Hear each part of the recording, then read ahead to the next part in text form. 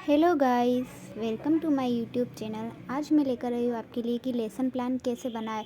जब हम डायरी के अंदर लेसन बनाते हैं तो सबसे ज़्यादा कंफ्यूज रहते हैं कि हम लेसन का जो फॉर्मेट होता है वो क्या होता है, हम लेसन को किस प्रकार से उतारें। तो हम आइए देखते हैं कि लेसन किस प्रकार बनाएं। इसके लिए सबसे पहले हम लेसन में जो क्या करते हैं कि जो शामपट्ट की पूर्ति होती है, जैसे कि कक्षा, दिनांक, विषय, कालांश, प्रकरण, समयावधि आदि को लिख लेते हैं। इसके अंतर्गत हमने प्रकरण मानव तंत्रिका तंत्र लिया है तथा हमेशा जब भी हम प्रकरण लिखते हैं तो हमें उसको अंडरलाइन करना होता है, अदरवाइज़ वो गलत हो जाता है, वो गलत माना जाता है। इसके बाद हम दो कॉलम बनाते हैं। एक के अंदर विशिष्ट उद्देश्य लिखते हैं, दूसरे के अंदर अपेक्षित व्यवहारगत परिवर्तन लिखते हैं। विशिष्ट उद्देश्य के अंतर्गत हमारे जो पाठ योजना को लेकर जो उद्देश्य होते हैं हमारे, कि बच्चे क्या सीख पाएंगे, जान पाएंगे, उन सभी चीज़ों को हमें लिखना होता है। तो जो पहला होता है वो ज्ञानात्मक उद्देश्य होता है। इसके अंतर्गत विद्यार्थी तंत्रिका तंत्र व इसके भागों के बारे में प्रत्यास्मरण कर सकेंगे। विद्यार्थी तंत्रिका तंत्र तथा इसके विभिन्न भागों का प्रत्याभिज्ञान कर सकेंगे। दूसरा जो हमारा होता है वो है अवबोध। विद्यार्थी तंत्रिका तंत्र व इसके भागों व कार्यों की व्याख्या कर सकेंगे। विद्यार्थी तंत्रिका तंत्र व इसके भागों के प्रयोग होने वाले प्रयोगों का तुलनात्मक अध्ययन कर सकेंगे। तीसरा उद्देश्य जो होता है हमारा ज्ञानोपयोग उद्देश्य होता है। इसके अंतर्गत विद्यार्थी तंत्रिका तंत्र व इसके भागों को, विभिन्न भागों के कार्यों को समझ पाएंगे। इसी प्रकार से चौथा कौशल होता है। और पांचवा उद्देश्य जो हमारा होता है वो अभिरुचि होता है तथा जो छठा उद्देश्य है वो अभिवृत्ति होता है। विद्यार्थी तंत्रिका तंत्र व इसके विभिन्न भागों के विषय में सकारात्मक दृष्टिकोण विकसित कर सकेंगे। इस प्रकार से फ्रेंड्स हमारे सारे उद्देश्य हो जाते हैं और हम इनको पहले लिख लेते हैं। इसके पश्चात ही हम पाठ योजना के अगली कड़ी पर पहुंचते हैं तथा अगला कार्य शुरू कर पाते हैं। उसके लिए हम जो सहायक सामग्री लेते हैं, हम लोग जो कक्षा के अंदर हम उपयोग करते हैं, जैसे कि चौक, डस्टर, लपेट, फलक, संकेतक, संबंधित चार्ट, पाठ विधि के अंतर्गत हम लिखेंगे कि प्रश्न व्याख्यान विधि, प्रदर्शन विधि। इसके अंतर्गत अगर हम प्रयोग करके दिखाते हैं तो हम प्रयोग विधि भी इसके अंतर्गत लिख सकते हैं। इसके पश्चात पूर्व ज्ञान लिखते हैं। पूर्व ज्ञान के अंतर्गत हम लिखते हैं कि विद्यार्थी संबंधित विषय के बारे में पूर्व जानकारी रखते हैं। अध्यापिका क्रिया तथा दूसरा होता है छात्र क्रिया। इसके अंतर्गत हमें 5 प्रश्न बनाने होते हैं। प्रस्तावना कौशल के अंतर्गत हमें ये देखना होता है कि जो पहले प्रश्न का जो उत्तर आता है उसी से हमें दूसरा प्रश्न बनाना होता है तथा उसका जो उत्तर आता है उसी से हम तीसरा जो प्रश्न बनाते हैं उसी के अकॉर्डिंग बनाते हैं। यही चीज़ प्रश्न कौशल के अंदर प्रस्तावना के अंतर्गत इम्पोर्टेंट होती है। इस प्रकार से 5 प्रश्न बनाते हैं और यही ध्यान रखना होता है कि जो 5वां प्रश्न होता है वो इस प्रकार हो कि हमारा जो प्रकरण है, टॉपिक हो, वो आ जाए, उससे हमारा टॉपिक निकल कर आ जाए। इसके बाद हम उद्देश्य कथन लिखते हैं कि तो बच्चों, आज हम तंत्रिका तंत्र के बारे में विस्तार से अध्ययन करेंगे, कि हमारा उद्देश्य कथन होगा।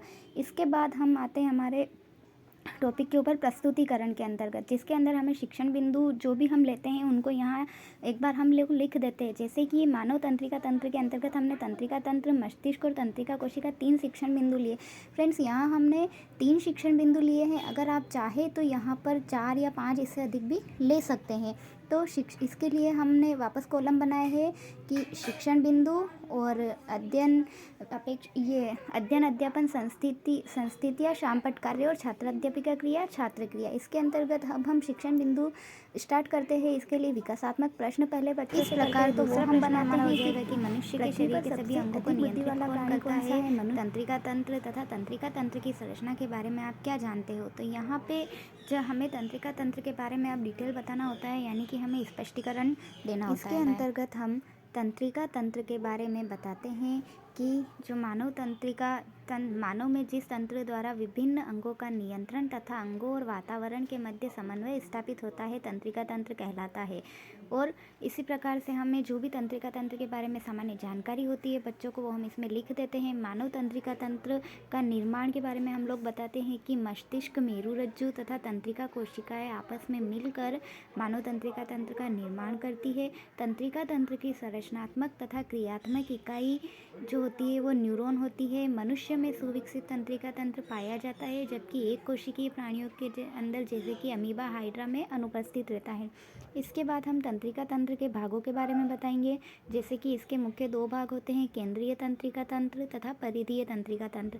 केंद्रीय तंत्रिका तंत्र के अंदर मस्तिष्क और मेरुरज्जु आ जाता है, जबकि परिधीय तंत्रिका तंत्र के अंदर कपालीय तंत्रिका तथा मेरुरज्जु की तंत्रिकाएं आ जाती हैं। इस प्रकार से हम तंत्रिका तंत्र के बारे में स्पष्टीकरण देते हैं तथा इसके बाद हमें अंतिम में वापस से हमें बोध प्रश्न करने होते हैं जो कि हमने जो समझाया है उससे रिलेटेड होते हैं। तंत्रिका तो तंत्र के दो ये हम मुख्य लोग भाग बोध प्रश्न बनाते कौन से हैं। तो बच्चे बताएंगे कि CNS और PNS यानी कि केंद्रीय तंत्रिका तंत्र और परिधीय तंत्रिका तंत्र। और इसी प्रकार हम छात्र क्रिया वाले कॉलम के अंतर्गत लिखेंगे कि विद्यार्थी ध्यानपूर्वक सुनेंगे तथा महत्वपूर्ण बिंदुओं को अभ्यास पुस्तिका में लिखेंगे। और जो ब्लैक बोर्ड का काम होता है वो हम लोग साइड में ब्लैक शीट पर लिखकर लगा देते हैं। फिर हमारा दूसरा शिक्षण बिंदु आता है जो कि मस्तिष्क है। तो उसके अंतर्गत भी हम लोग पहले विकासात्मक प्रश्न बनाएंगे जो कि 3 से 4 आप लोग बना सकते हो। तो उस विकासात्मक प्रश्न जो होते हैं बच्चों की पूर्व जानकारी के अनुसार होंगे। तो उससे हमें आगे का जो हमारा शिक्षण बिंदु पढ़ाना है उस टॉपिक पर लेके आएंगे, यानी कि मस्तिष्क के बारे में स्पष्टीकरण देंगे। मस्तिष्क के भागों के बारे में बताएंगे कि मस्तिष्क जो होता है वो 3 भागों में बटा होता है, अग्र मस्तिष्क, मध्य मस्तिष्क तथा पश्चिम मस्तिष्क। फिर इसके बाद जो पश्चिम मस्तिष्क होता है वो उसके भी वापस 3 भाग होते हैं, सेरिबेलम, पोन्स और मेडुला ओब्लंगेटा। तो इसके बाद हम अग्र मस्तिष्क के कार्यों के बारे में बताएं कि ये ऐच्छिक क्रियाओं को नियंत्रित करता है, मध्य मस्तिष्क तथा पश्चिम मस्तिष्क अनैच्छिक क्रियाओं को नियंत्रित करता है। तो इस प्रकार से हम लोग जो हमारा सेकंड शिक्षण बिंदु है मस्तिष्क, उसके बारे में स्पष्टीकरण देते हैं, जानकारी देते हैं। जब हम लोग इसके बारे में लिख लेते हैं तो उसके पश्चात हमें वापस कक्षा में बच्चों से बोध प्रश्न करने होते हैं। वही 2 प्रश्न हम लोग 2 से 3 प्रश्न हम लोग वापस इसके अंदर लिखते हैं, जिससे कि हमारी पाठ योजना सही ढंग से कंप्लीट होती है। तो इसके बाद हमारा जो होता है कि जैसे यहाँ बोध प्रश्न हमने बनाया है, मस्तिष्क कितने भागों में बटा होता है, तो 3 भागों में बटा होता है तथा अनैच्छिक क्रियाओं को मस्तिष्क का कौन सा भाग नियंत्रित करता है, तो वो पश्चिम मस्तिष्क होता है। तो इस प्रकार से हमने मस्तिष्क के बारे में बताया है और इसका जो शिक्षण बिंदु था दूसरा कंप्लीट किया है। इसके अंतर्गत छात्र क्रिया वाले कॉलम के अंतर्गत हमने लिखा है कि विद्यार्थी ध्यानपूर्वक सुनेंगे तथा महत्वपूर्ण बिंदुओं को अभ्यास पुस्तिका में लिखेंगे। और जो शामपट कार्य था उसको हमने ब्लैक शीट पर लिखकर इसको साइड में हमने लगाया हुआ है, जो कि काफ़ी ज़रूरी होता है। इसके बाद अगर हम कक्षा के अंदर कोई चार्ट या मॉडल बताते हैं बच्चों को तो उसका मिनिएचर बना के हमें यहाँ लगाना होता है। और मिनिएचर लगाने से हमारी पाठ्य योजना काफ़ी आकर्षक तथा सुंदर दिखती है, तो ये सही रहता है, ये हमें लगाना ही चाहिए। इस प्रकार से हम हमारे तीसरे शिक्षण बिंदु पर पहुँचते हैं जो कि हमने लिया था तंत्रिका कोशिका या न्यूरॉन। तो वही हम सबसे पहले छात्र अध्यापिका क्रिया वाले कॉलम के अंतर्गत विकासात्मक प्रश्न बनाएंगे जो कि बच्चों को पूर्व जानकारी के अनुरूप होंगे। इसके बाद जो तीसरे क्वेश्चन का जो आंसर आएगा उससे हमारा जो टॉपिक पढ़ाने वाले हैं तीसरा शिक्षण बिंदु है उससे संबंधित होगा। तो हम उसके बारे में बच्चों को स्पष्टीकरण देंगे। इस प्रकार हम लोग डिटेल बताएंगे कि सामान्य जानकारी यहाँ लिखेंगे कोशिका जो होती है वो तंत्रिका तंत्र की मूल विभिन्न भागों के नाम के सभी भागों से सूचनाओं को ग्रहण करके प्रसारित करने का कार्य करती है। जो जानकारी को कोशिका के डेंड्राइटिक टिप के अंतिम सिरे पर प्राप्त करते हैं तथा जो कि विद्युत आवेग के रूप में चलती है। यह आवेग डेंड्राइट से तंत्रिकाक्ष से होते हुए तंत्रिका के अंतिम सिरे तक पहुँचते हैं और इस प्रकार शरीर से ग्राही अंगों द्वारा सूचनाओं को प्राप्त करके अगले सिरे तक पहुँचाई जाती है तथा अंतिम में तंत्रिका तंत्र में पहुंचकर वहां मांसपेशियों के लिए आदेश का लाने का कार्य करती है तथा मांसपेशियां फिर उसके अनुरूप प्रतिक्रिया करती है। यही हम इसके अंतर्गत समझाएंगे।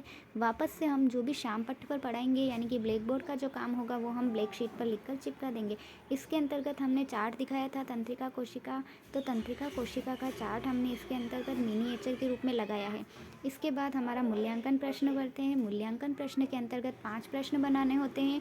इसमें 5 टाइप के प्रश्न यानी कि विकल्पात्मक प्रश्न, रिक्त स्थान वाला प्रश्न तथा सत्य असत्य वाला प्रश्न हमें बनाना होता है। इसके बाद एक अति लघुरात्मक और एक लघुरात्मक प्रश्न बनाए जाते हैं। इस प्रकार से 5 क्वेश्चन हम मूल्यांकन प्रश्न के अंतर्गत बनाते हैं और लास्ट में हमें बच्चों को गृह कार्य के लिए देना होता है, जैसे कि तंत्रिका कोशिका। सो फ्रेंड्स, आई होप कि आपको इस वीडियो से पाठ योजना बनाने में काफ़ी मदद मिलेगी। सो कैसा लगा आपको ये मुझे कमेंट में जरूर